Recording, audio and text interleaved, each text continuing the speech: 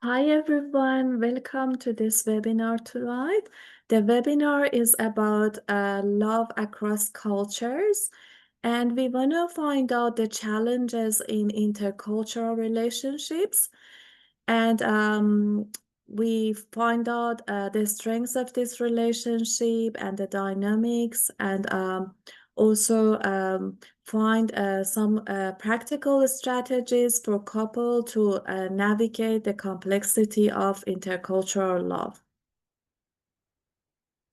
So these days, intercultural relationships are increasingly common because this like migration and like international education and work opportunities and also online dating platforms. So all of these has increased intercultural relationships. So while these relationships they bring enriching perspectives and experiences, there are also unique complexities. This webinar try to understand these complexities and also find out practical tools to build a stronger connections across cultures. So, for example, like a Lebanese man and an Australian woman, they met on a travel app. And then after going to the relationship, they found out that they have some cultural gaps around gender role and also emotional expression as the relationship goes on. So, what is sorry. What is an intercultural relationship?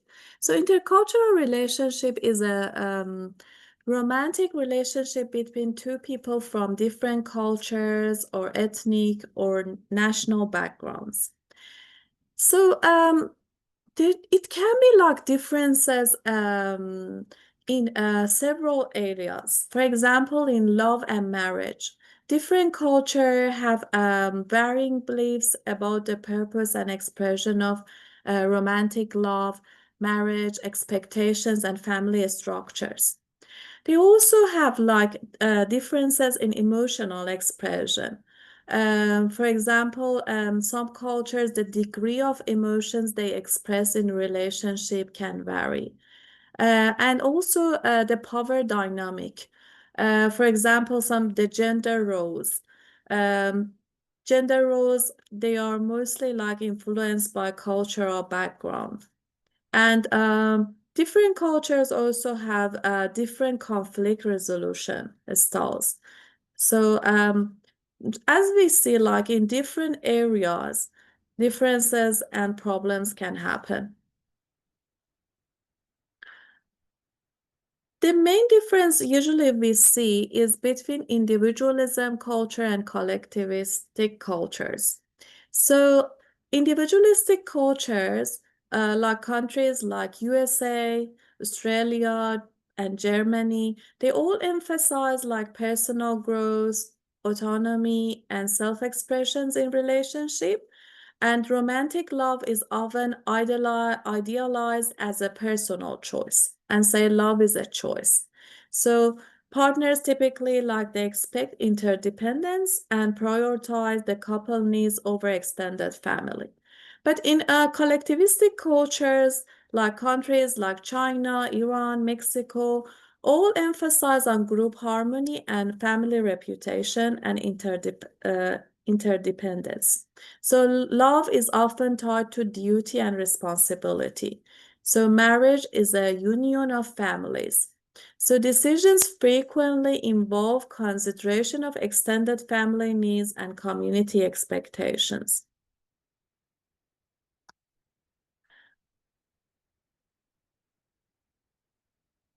So also in attachment style, we see differences among cultures.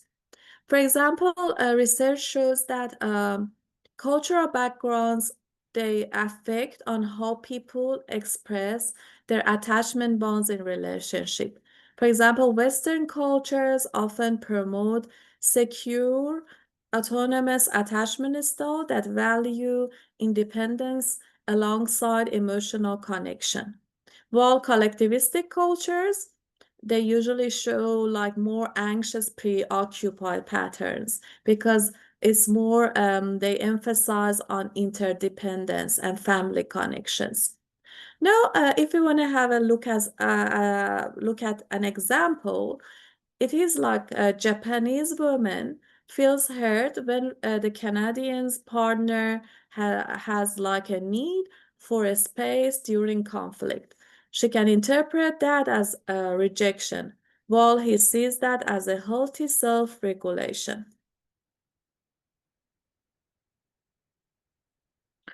So, what about gender role and division of the label? This is another area which usually conflict happens. Usually, like different cultures have different beliefs about gender equality, and they have different expectations around household responsibilities, parenting approaches, and also child caring. And the tension between these uh, there are like we have two ideals. One of them is like the patriarchal traditions, and the other one is egalitarian, which is like each one promotes like different ideals. In one of them, the men are in power, and in the other one is the both gender are equals. So then we can see also how modernization can shift traditional roles.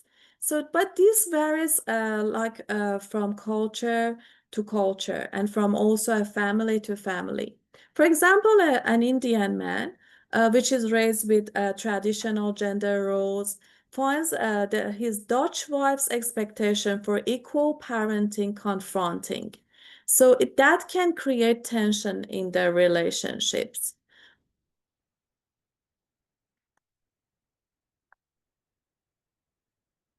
And communication style is also another area which there are differences.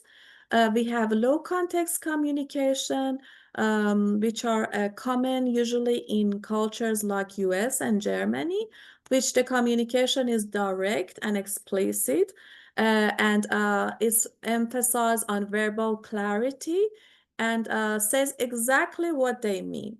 And in the opposite, we have like high context communication, which is we see that in cultures like Japan and Iran, which there are indirect communication patterns and nonverbal cues have significant meaning. So in these cultures, context matters more than the words.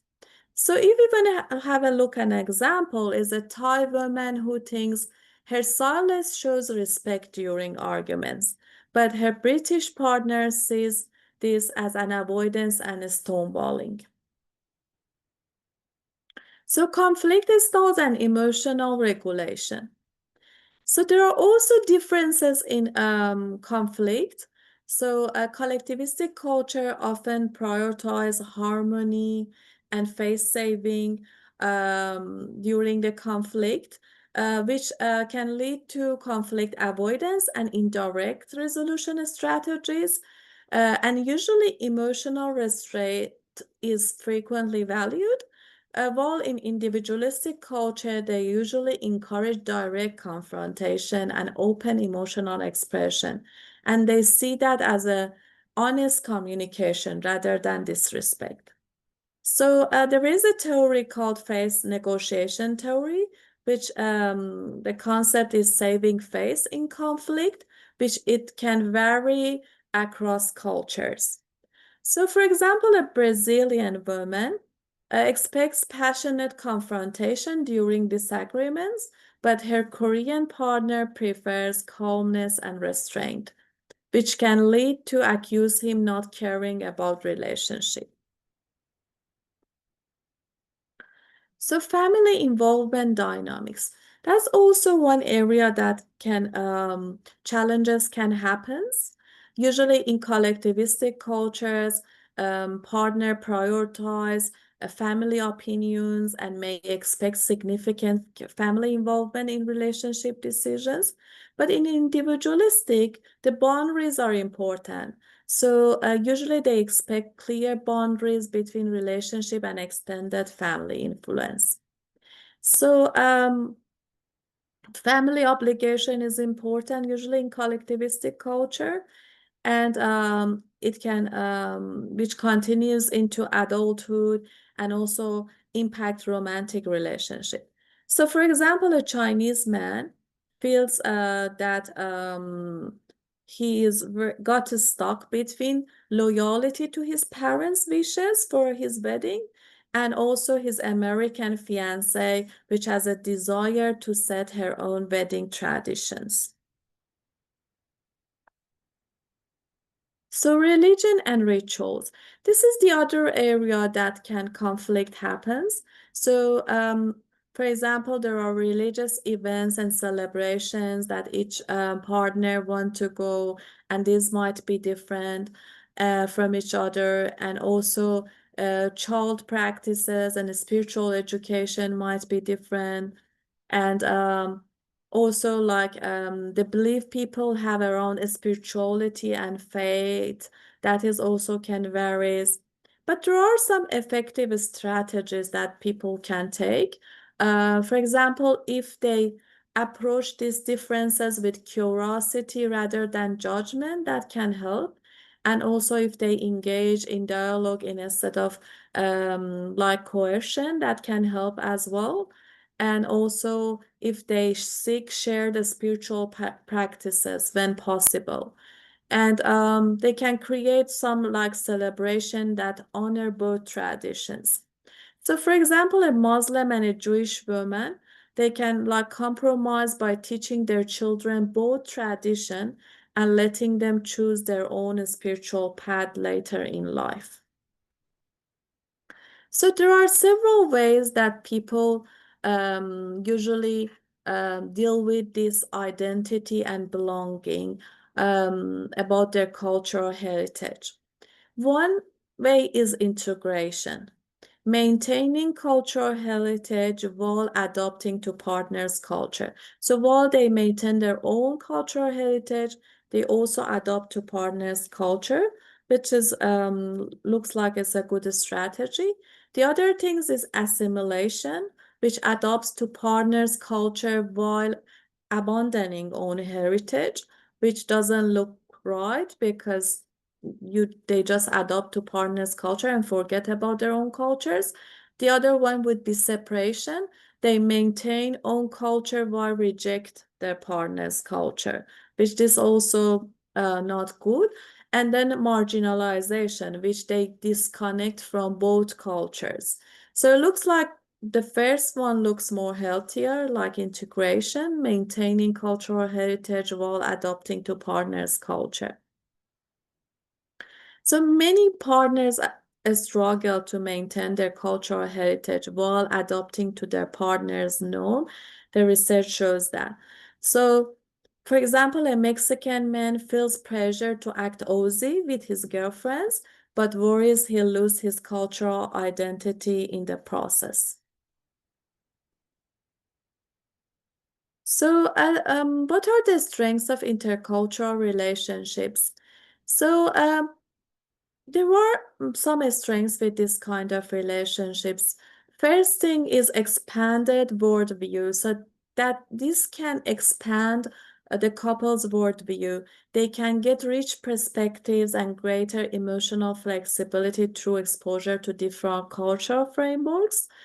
And also they can have bicultural children. So the children usually, they often have greater cultural fluency and adaptability and gain some also cognitive flexibility. They can be bilingual, which is good. So, and also it can have some creative problem solving. Research shows that bicultural individuals usually have better conflict resolution skills and higher adaptability in challenging situations. So, um, for example, an Egyptian Greek couples create a new, for example, cultural tradition each year that combines both backgrounds that can build intimacy and like mutual respect in their family. So, what are some strategies to bridge these gaps? The first things is being humble, cultural humility, accept that you don't know everything about your partner's culture, and try to approach differences with curiosity and willingness to learn rather than judgment. The other important things is having some shared rituals and create meaningful traditions and rituals that honor both cultural backgrounds while building your unique relationship identity. This is like the Gottman suggested this. And the third one would be professional support. So they should consider working with culturally informed therapists who understand the unique dynamics of intercultural relationships. So couple therapy, for example, help a Turkish American pair shift from whose way is right to how can we create a third culture that honors both our backgrounds. So now we are going to have a look an example, Amir and Emily. Amir is Iranian. He wants to move in only after marriage, so has a traditional view, and he wants to follow his cultural and family expectation. While Emily is Australian and she sees cohabitation an essential step before making a marriage commitment. So there are, as we see, there are differences and that can create tension in their loving relationship. So what is the resolution? So for example, when they go through therapy and they explore deeper values behind their positions, so they can find out a creative solution. For example, they can delay moving in together by spending extended time, for example, traveling overseas, or allowing them to test compatibility while respecting also Amir values. So flexibility and empathy then can help them to find a compromise, a solution for this. So the final task for Q&A. So it is like there are differences, but it doesn't mean it is harder. Intercultural relationships aren't like more difficult, but they simply present different challenges and opportunities that monocultural relationships usually don't. So, what are the keys to success? So, cultural awareness helps. We know what are the differences between the cultures, and also we have mutual respect and have some shared core values can help that intercultural love last, and also it can enrich both partners' life so they can learn from each other, and also by curiosity they can learn, so they shouldn't assume. It's better they always find out more and ask questions and be open and flexible. So like one personal reflection, try to consider your own cultural background and how it has shaped your expectation and behavior in relationship. So self-awareness is the first step. So what cultural values influence your view of love and relationship? How might understanding these influences help you build a stronger connections? So thank you very much for listening, and hope to see you next week.